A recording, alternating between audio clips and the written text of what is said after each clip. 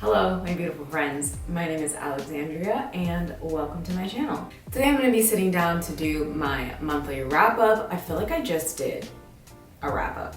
And maybe it's because I did, because I did my last wrap-up really late. But trying to get ahead of the game this month, trying to be on things despite the lack of energy. And I think I'm doing pretty well so far. We'll see if it continues throughout the month. I feel like September is going to be a good month though. So if you would like to hear about all of the books that I read in the month of August, the last technical month of summer for 2021, where's the time going? Then just keep on watching.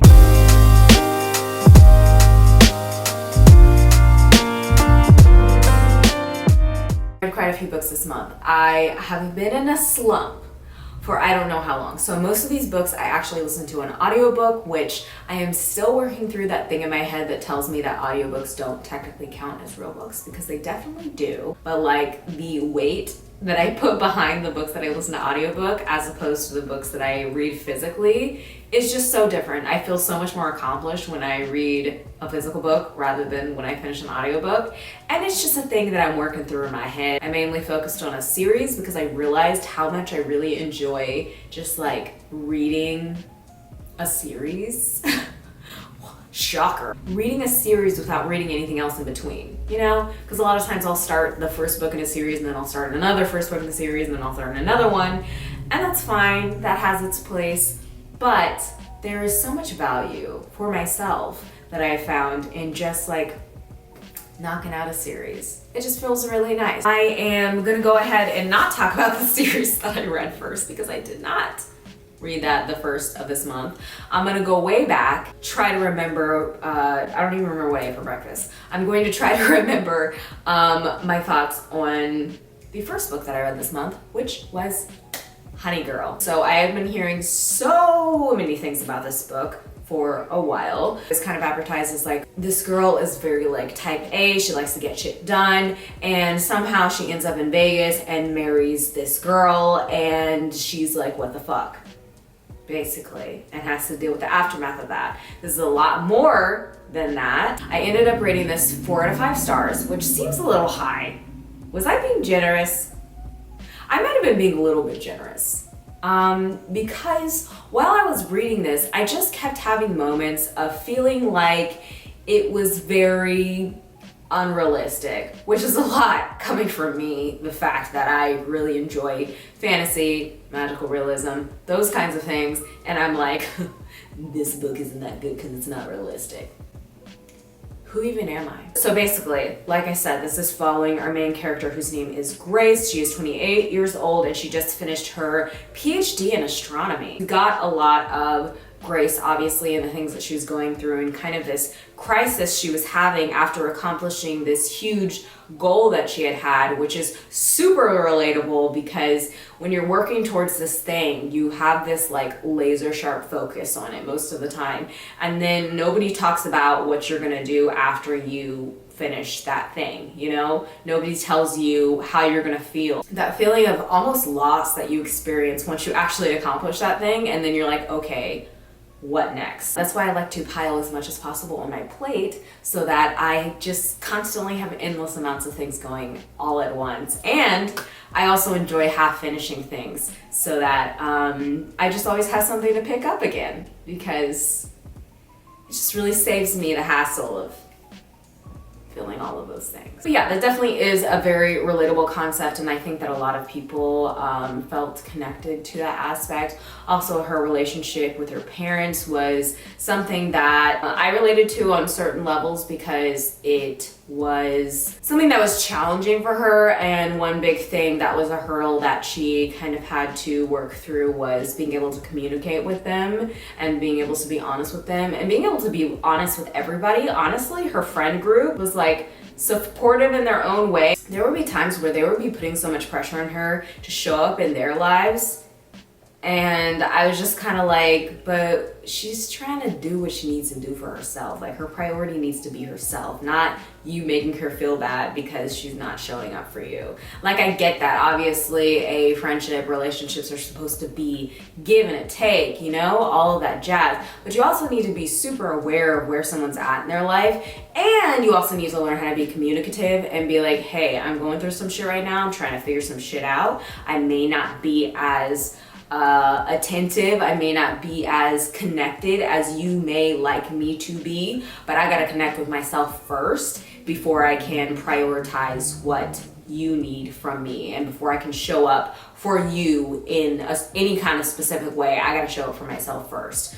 So that's kind of what the vibes that I was getting from like her relationship with like her friends and stuff. That kind of rubbed me a little bit the wrong way. But the main thing that I had an issue with was that the love interest character, and I heard other people saying this in their reviews, was that it just felt too easy. There were some like kind of trials and challenges that happened, you know, in every romance novel. And I just didn't really believe it. I don't remember what her name is, but she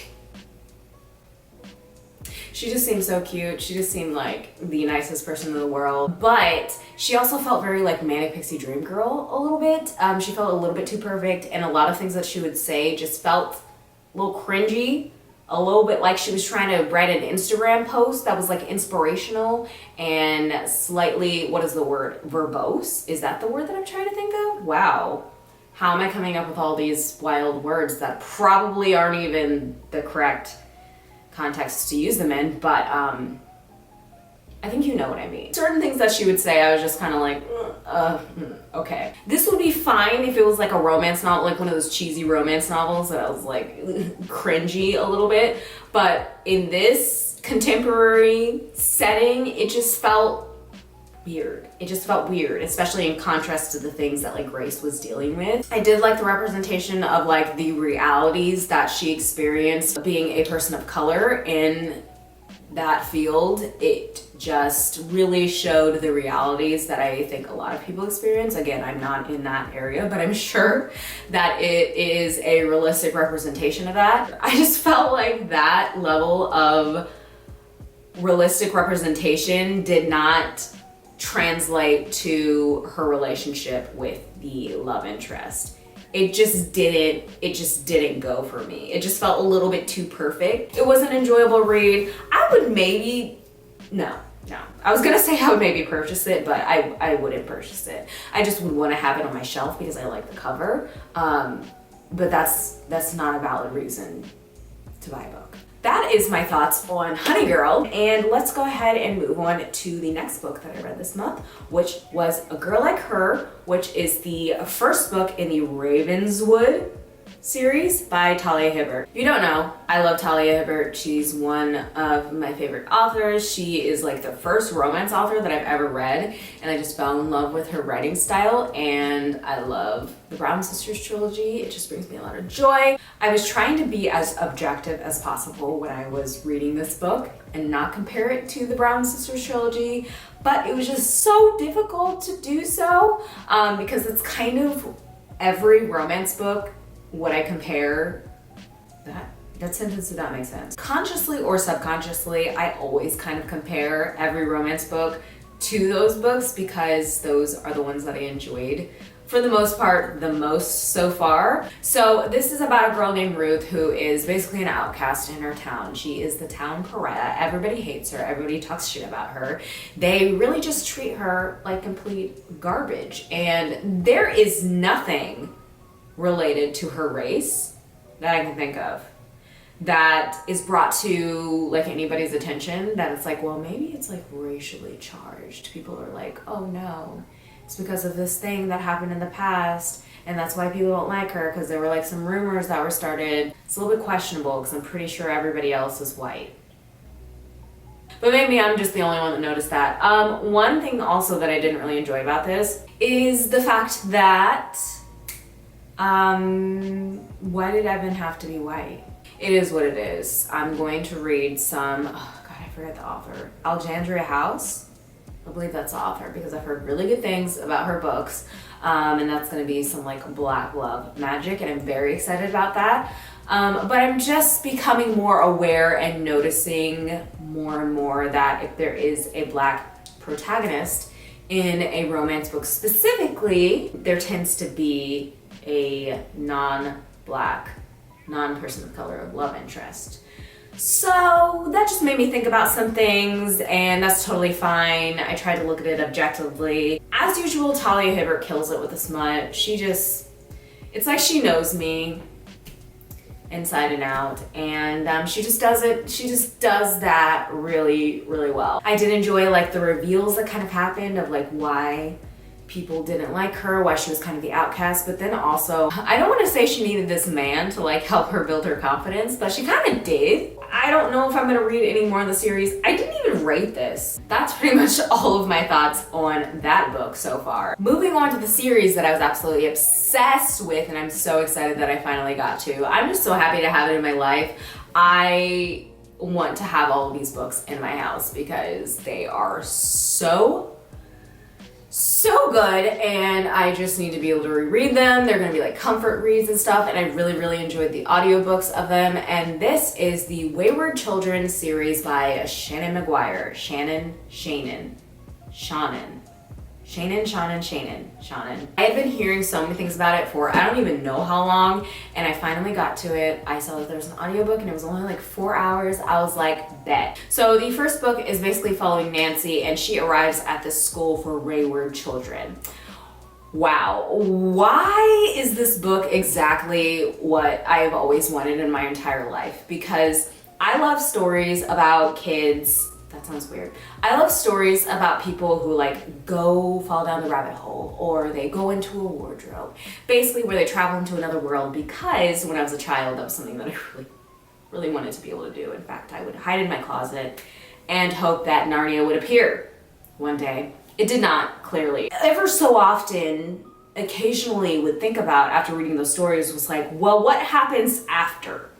Like, you can't just have this life-changing event and then come back home and then be like, fine, you know? Like, be okay with the way that your life is now, because most of the time they leave for a certain reason and then they come back. Most of the time learning like a lesson to like appreciate their life in the real world, whatever, there's no place like home. And I'm like, bullshit. Go back to Narnia. I would be back in Narnia, honestly. I wouldn't come back home unless I absolutely had to.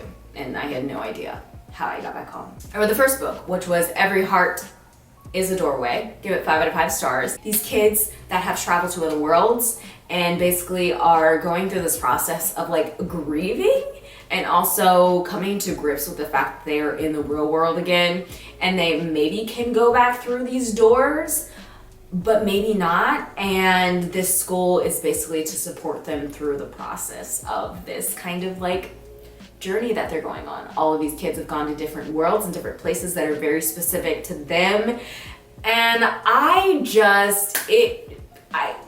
if you can't tell, it just brought me a lot of joy. It just made me really happy inside. I loved every second of listening to these audiobooks. The second one, which was focusing on the twin sisters Jack and Jill, I gave this one 5 out of 5 stars as well, because I really enjoyed Jack and Jill's story and like their contrast and their differences.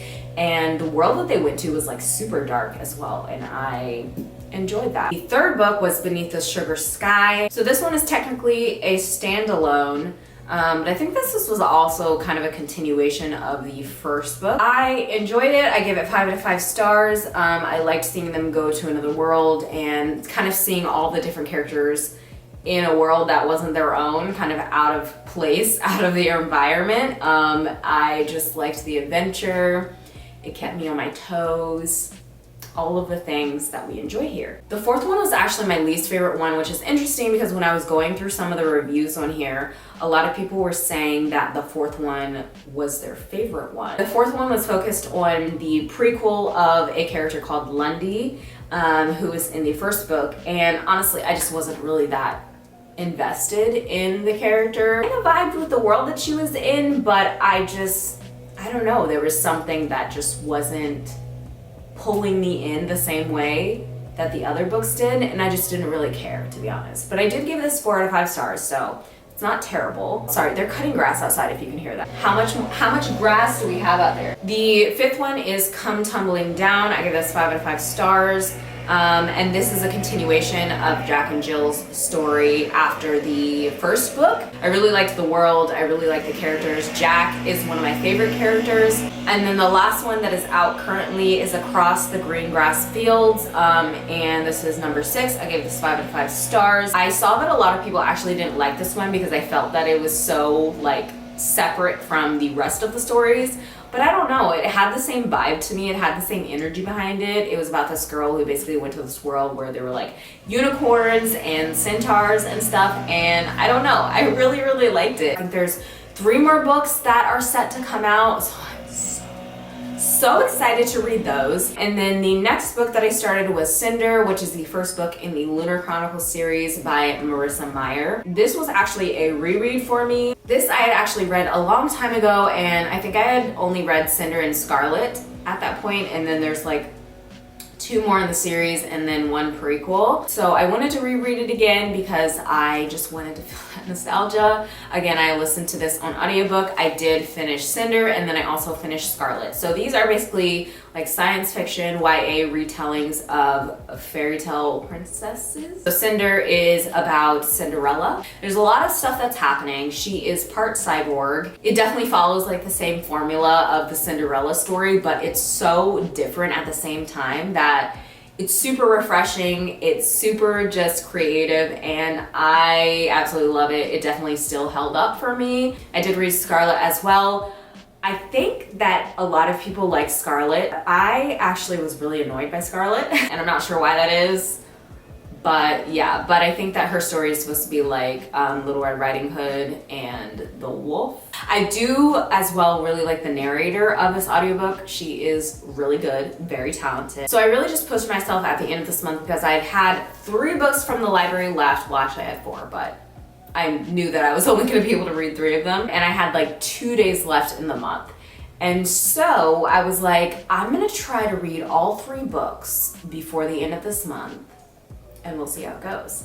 I finished them. I accomplished it. Very proud of myself. I finished the last book at like 11 o'clock at night. The first one that I read was Coraline by Neil Gaiman. This is a story that I am very well acquainted with because I absolutely love Coraline the movie. It's one of my favorite movies. It's one of my favorite spooky season movies. It basically followed the exact same story of the movie Coraline. I think Neil Gaiman actually did the audiobook, which was really nice. He has a very theatrical, animated voice, and it worked really well. I really enjoyed it. It was still spooky. There wasn't really too much that was changed as far as the movie, and I think the things that they did change were like really good. And then the next book that I read was Before the Ever After by Jacqueline Woodson.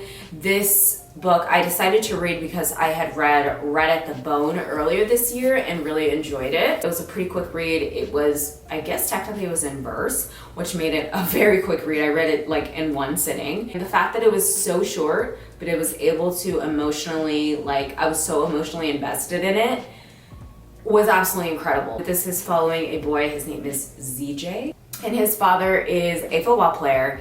And basically he starts experiencing some things that are very challenging, and DJ is grappling with these changes in his life and reflecting on the way that things were before and the way that things were after. There's a very like stark contrast and difference between his relationship with his father before and his family unit in general before, and then the way that it is after these things start changing and start happening. Just seeing a child experience their parents' challenges like vicariously through them it was just really hard. It was really hard to read. And then the last book that I read, I was so proud of myself because this one was a little bit longer than those other 2, so I knew that it was gonna be just a little bit of a stretch for me to finish it in 1 day with working and all that, but I did it. I finished The Giver by Lois Lowry. I've had this on my TBR for a long time. It is probably going to be one of my top favorite books. That's how much I enjoyed it. I definitely want to reread it. I definitely want to purchase it so I can reread it. I looked at the trailer for the movie and I don't know. But basically this book is about this kind of dystopian world where everyone basically doesn't experience life in the same way that we experience life now. I'm trying not to get too much into detail because I think they technically may be spoilers, but everyone's assigned different roles once they reach a certain age. And so our main character reaches the age of 12 and he's assigned a certain specific role, and he becomes connected to this man who is called the Giver. And I am not going to tell you exactly what he is giving. To me, it felt very reminiscent of The Deep by River Solomon. It kind of gave me similar vibes, similar energy behind it. I think that it is a book that could be easy for people to miss certain messages in it and certain symbolism in it, so I would definitely like to reread it in the future. I know that it's also a series technically. I think the next books are like companion books. I don't know if I'm going to continue on because I didn't hear very good things about the rest of the books, but I really did enjoy The Giver and I give this 5 out of 5 stars, obviously. So yes, that is all of the books that I read in the month of August. It was a very successful reading month in my opinion. I am forever grateful for Libby and Scribd for hooking me up with the audiobook magic. That is pretty much it. I hope you all enjoyed this video. Let me know what you think of it down below, and also any recommendations or things that you have read recently that you think I might enjoy. I would love to hear about that. But yes, I hope you're doing well. I hope you're staying safe, and I hope you're finding joy in whatever way it is that you can. I love you. Bye.